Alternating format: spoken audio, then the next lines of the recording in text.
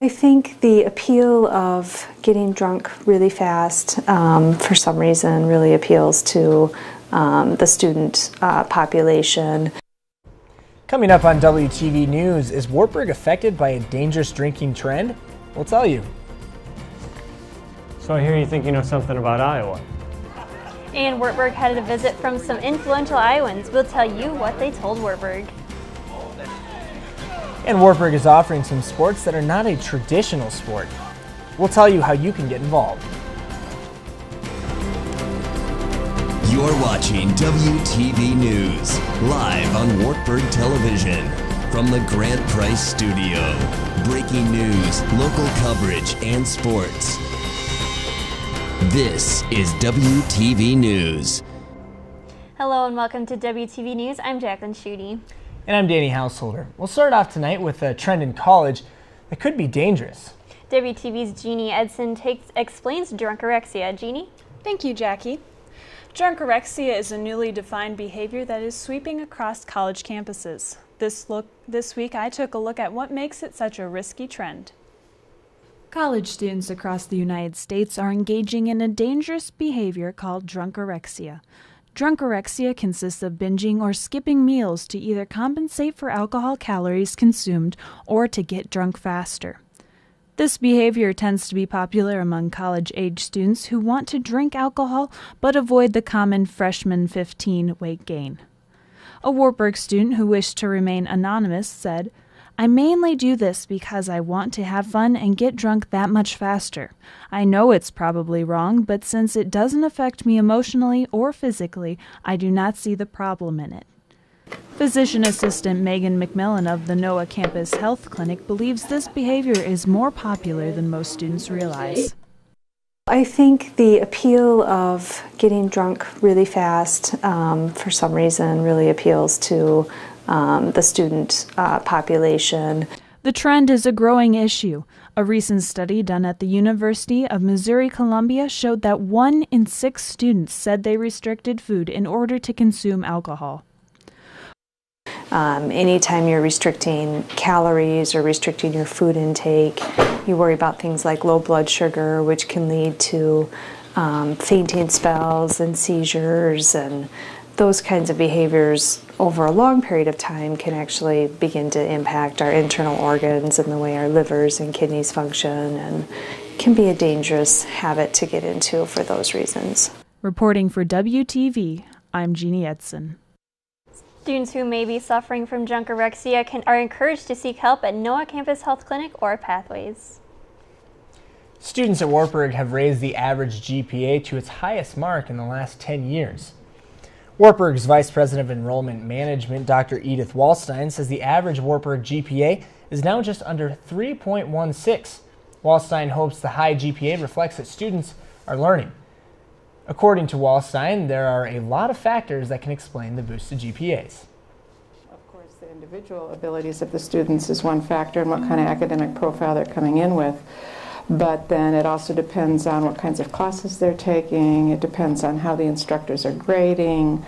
Wartburg is offering more online summer classes this upcoming summer, and the number of students taking online classes has also risen. Wartburg says they are offering more classes to be more flexible for students. They say less students are interested in taking classes on campus and would rather be at home during the summer. Online courses are also cheaper than regular classes. Wartburg ensure the quality of classes that are being offered. There's lots of online, lots of hybrid classes that are out there from a variety of different institutions, but the quality of those classes isn't up to what we offer here. Pathways peers found a unique way to tell Mother Nature they are ready for spring. February 20th is the little-known holiday of Hooty Hoo Day.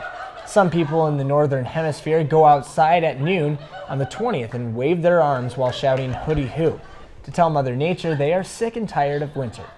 Pathways took their party indoors. We had 3 Pathways peers who were studying abroad or away from the Pathways Center in the fall term. And we hired several new people, and so we wanted something to help Pathways peers get to know each other. Wartburg College is beginning a project to give back to the school. The Leave Your Legacy campaign, sponsored by the Alumni Office, encourages seniors to donate money back to the school. The campaign includes a senior class gift, which informs students on the importance of philanthropy. Seniors can also sign the senior pledge to give back to the college after graduation. Co-chair David Nelson says money may be an issue for students, but every little bit helps. As a student today graduating with, I'm sure, whether it's the debt or not having the financial ground in terms of being able to give larger donations, that's something that we're cognizant of, and it's something that we have to work within. But the idea is that any gift makes a difference.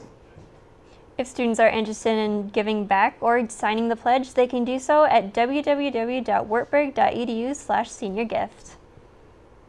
Wartburg College will be receiving and recognizing the college's diversity and inclusion.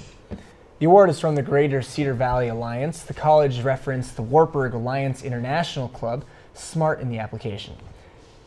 Wartburg will be presented with the award in March. Coming up after the break, Wartburg gets a visit from someone who thinks Iowa is nice and thinks you should too.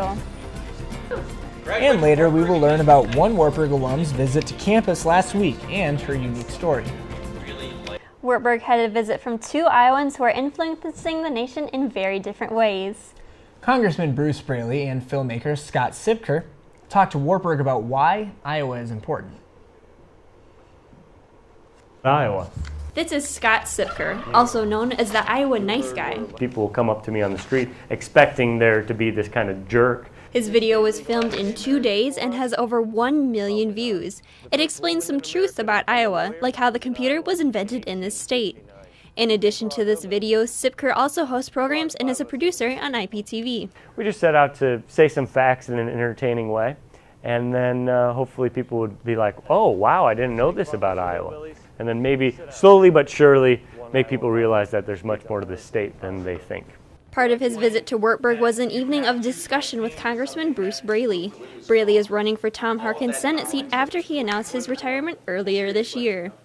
I hope they learn that I'm not all serious focus on policy issues. Scott is a very funny guy, and I had a great time interacting with him and discussing some of these issues. But I just thought maybe we could talk in an Irish accent the whole time if you wanted to. What do you think?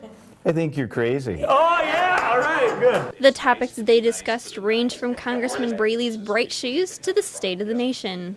What is going on in Washington these days? I think those are the types of things that students need to be talking about as part of looking at the impact that some of these things are having on their own lives. The main message of the night was that dreams can be followed, especially in Iowa. There's no luck in Iowa, there's just the generosity of Iowans. Iowans are willing to say, hey, you know what, let me help you make your dreams come true. Almost every turn is unexpected when you're on a path of going after your dreams. California. You can watch the full conversation with Congressman Bruce Braley and Scott Sipker on the Wartburg circuit. Liz Bendelin spoke to Wartburg about Alliance, telling her story as a transgender and her learning experience. Bendelin, who was born a male, spoke about the misconceptions of transgenders and sexuality in the U.S. She says gender should be more than just male or female, which is an issue in society. Graduated from Wartburg in 1994. Newman Auditorium was filled with Shakespeare and music this weekend. Kiss Me Kate the Musical was live on Wartburg's campus for 3 straight days. The musical is about a divorced couple trying to figure out their feelings towards each other. The couple works together in a production together called The Taming of the Shrew. The lead roles of Petruchio and Kate are played by Wartburg juniors Christopher Kurt and Ann Baumgars. Kate is a diva. She thinks she's in the center of the universe. She portrays that in The Taming of the Shrew. In The Taming of the Shrew, obviously, she's the shrew, and she just lets out that little bit of an evil side. And but I think deep down, she's got a heart of gold. President Obama announced in his State of the Union address that a new college scorecard would help prospective college students prepare for the different schools. The criteria includes default and graduation rates, average borrowing amounts, and price and graduate employment. Compared to the national average of 13%, it says only 4% of Wartburg grads were not able to repay their student loans after 3 years. However, it says that the college ranks among the top schools in the nation for student loans. Wartburg College held a fundraiser last week that was selling some unique goods. Choir members were auctioned off to raise money for the Wartburg College Dance Marathon and the Iowa Children's Hospital. The singers put on little skits, as you can see here, and showed off their special skills in order to win bids and dates for the night. Around 15 choir members, including Dr. Lee Nelson, were sold. When we return, find out what was splashing in the W on yesterday. And we'll tell you all about the highlights of this year's Oscars. There's all kinds of intramural sports, from basketball to flag football to sand volleyball. But sometimes Wartburg hosts a sport that almost no one has even heard of. WTV's Ben Hoppenworth took a look at a sport that is hoping to call Wartburg its new home. The typical Sunday night at the W pool is usually pretty quiet. You might have a couple of people swimming and some people hanging out in the hot tub. But last night was not your typical Sunday night for one main reason: canoes. You don't get to do opportunities like this. You don't normally have canoes in a pool. The pool was turned into a war zone for Wartburg's first ever game of Battleship. The rules of Battleship are simple: put water into your opponent's canoes and keep water out of yours. With the blow of a whistle, the battle began. 4 teams of 4 entered the water to see who could be the last man sinking. With this game being new to campus, finding a strategy may not be the easiest thing to do. Kind of designated who was going to be scooping the water out and who was scooping it in, and we were all trying to sit, trying to figure out some strategy. Just pull water, as much water as you can, man, as a strategy. After about 10 minutes, the field was narrowed to 3 boats, and the first team was kicked to the sidelines to watch. The action continued with people flailing, buckets filling, and water flying. An attack from their right quickly knocked the second boat out of the contest, leaving their team obviously upset.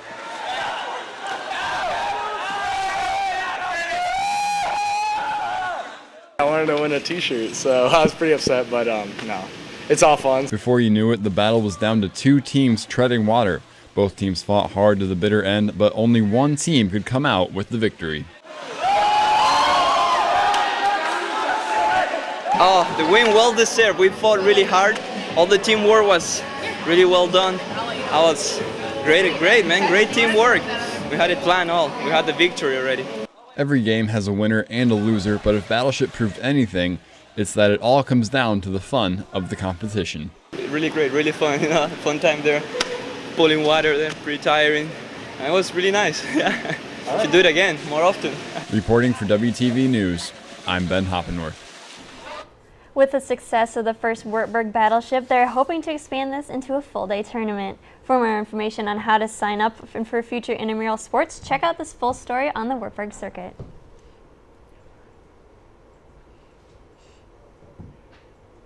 South African Olympian Oscar Pistorius is free on bail after being accused of murdering his girlfriend, Reva Steenkamp.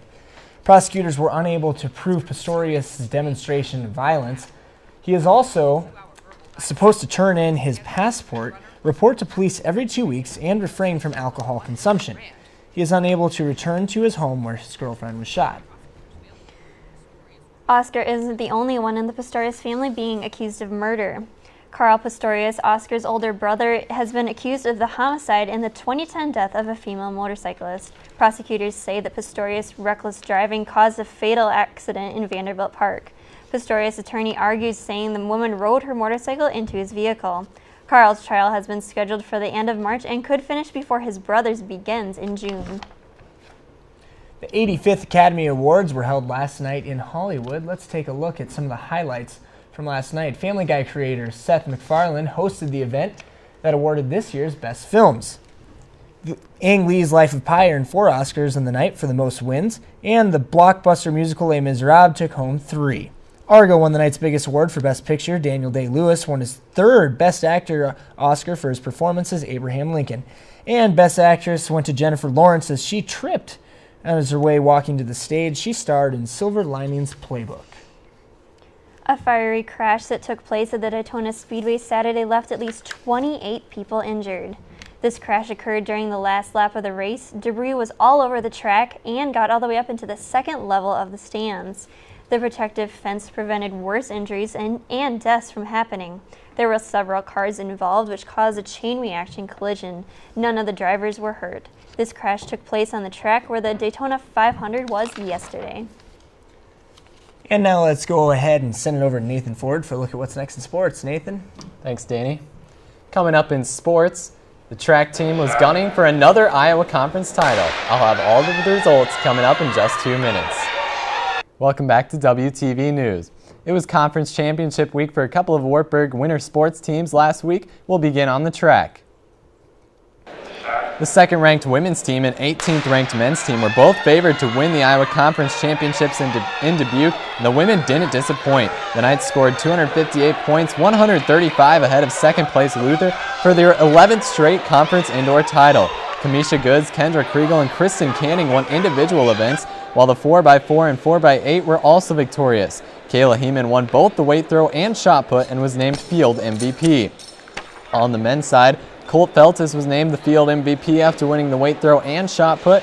Jonas Alusme won the high jump, and Daniel Bonthius won the 800-meter run. The Knights trailed Central by 4 points heading into the final race, the 4x4. Wartburg won that race, but Central beat out Loris for second by 0.03 of a second, meaning the Dutch took the team title by just 2 points over the Knights. The national championships will be held March 8th and 9th in Naperville, Illinois. The men's basketball team beat Coast 64-54 in the IIAC quarterfinals and traveled to Decorah to take on their arch rivals in the semifinals, a Norse team that had already beaten the Knights twice in the regular season. Wartburg was playing for Kramer Friday night with their point guard sick at Mayo Clinic. The Knights came out inspired as Drew Crawford knocks down the early triple to put them up 3-0. Zach Matos, who Wartburg had problems with in the previous 2 meetings, scores inside to tie it at 15. Luther was up by 1, but a 13-0 run, including this rare jumper from Eddie Deemer, put the Knights up 9 at halftime. Luther came out of the locker room on fire. This and one part of a 9-0 run that ties the game. The teams traded 7-0 runs before this Eddie Deemer throwdown led Wartburg up to go up 53-46. Luther came back once again. Cale Austin cuts the lead at 2 with a 3. Norse eventually tied at 53, but Drew Crawford comes up clutch in the corner. The three-pointer puts the Knights up 56-53. Wartburg would never trail again as they upset the top-seeded North 62-57, Luther's only home loss of the season. Deemer led the Knights with 16 points and 8 rebounds, while Flanor had 14 off the bench. Crawford had 9 points on 3 triples. Next up for the Knights was Dubuque in the IIAC Championship Sunday. The Spartans upset number 2 seed Buena Vista in the semifinals and hosted the Knights for an automatic bid to the NCAA tournament. Early on, Mitchell Murphy gets stuck in traffic but still able to make the no-look pass to Jake Reinhardt, finishes to tie the game at 2. And just a few minutes later, Murphy hits the step-back tray to make it a 7-5 lead, but that would be his only field goal of the game. Brandon Flanor stepped it up big time again for the Knights, scoring 10 points in each half, including this tough land. Knights up 24-21. At that point, they lead by 6 at the break. But here comes Dubuque. Isaiah Reeves hits the three-pointer in the corner. Spartans up 1. After Dubuque goes up 6, Brandon Flanor tries to bring Wartburg back. The and 1 cuts it to 2. But Dubuque just too much on this day, as Andre Norris finishes with the dunk. Dubuque would go on to win this one 73-60. Flanor finished with a career-high 20 points, and the Knights saw their storybook season end with a 15-12 record. UD will play at UW-Whitewater in the NCAA first round. The women's basketball team received an all-important bye to the Iowa Conference semifinals, but was facing a Dubuque team that has beaten them in 3 of the last 4 meetings. The Knights got off to a great start in this one on both ends. Kathy Ryder gets the steal in the zone defense and finishes at the other end. And then later, another senior, it would be Bailey O'Brien, the Knights' leading scorer, knocking down the triple. Dubuque is forced to call timeout as Wartburg races out to an early lead. O'Brien finishes with 20 points. But then it was Dubuque super scorer Molly Whiting racing past the Wartburg defense. She gets all the way to the basket and makes a tough shot off the glass to put Dubuque ahead. O'Brien comes right back, though, driving and spinning past Stephanie Remical to score and cut the UD lead to 4 in the second half. But Dubuque was just too much for Wartburg on this night. Ashley Barwick buries the long triple, and Dubuque advances to the championship game with a 73-65 victory. The Knights saw their season come to an end with a 16-10 record and will lose seniors O'Brien, Ryder, and Abby and Maggie Weideman next year. Dubuque went on to lose to Simpson in the conference championship. And tune in to Sports Night Tuesday at 8, and also check out wartburgcircuit.org for more Wartburg sports. Nathan, it was a roller coaster weekend for night sports. You know, the women getting to the conference semifinals with a bye, being a top seed. The men getting all the way to the championship, and then the women nights winning the track meet. And that was great. But then the men nights losing just barely in the conference track meet. I mean, what was 2 points? 2 points? Yeah. What was the highlight for you as you were covering all these sports with so much emotion? It was absolutely the Luther game, the men's basketball team defeating them, having Tanner Kramer on their minds, in their hearts, and it was a great, great victory for Wartburg that night. Yeah, thanks, Nathan. We'll be back in 2 minutes with a dog who's really enjoying the snow. See you then. Welcome back. When you think of the term dog sled, do you actually imagine a dog riding a sled? Well, that's just what happened. Duke, an English bulldog, gives that term literal meaning. This 75-pound pooch hits the slopes near Kansas City, Missouri on a bright red sled. This furry fellow seems to enjoy himself as he breaks the entire sled ride, almost like he's saying he's having a good time. He doesn't even attempt to get off the sled as he makes it all the way to the bottom of the hill successfully. I wish I had a dog like that. I think my dog, when I was younger, I mean, he just, I don't know, she was crazy. I think he likes the snow, but I don't think he'd ever ride in a sled. I don't know. It's too unfortunate. Oscars, did you watch it at all? I did, yep. Those were really good. Well, that's all the time we have for WTV News tonight. We'll be on a break for a couple weeks, but we'll see you back after that.